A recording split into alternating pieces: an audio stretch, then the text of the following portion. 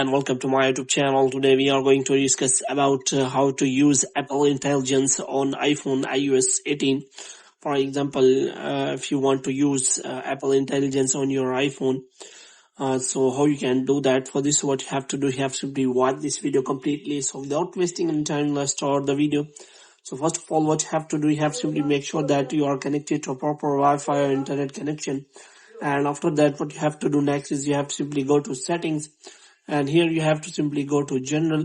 So in general, you have to scroll it down until you find the option of transfer or reset iPhone. So here you have to simply click on reset, and you have to reset all of your network settings. And after resetting all of your network settings, you have to simply go back. Now what you have to do, you have to simply make sure that you have installed the latest iOS on your iPhone.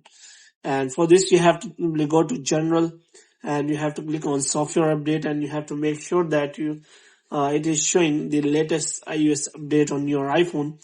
Now what you have to do, you have to simply go to settings, and you have to simply search for Apple Intelligence.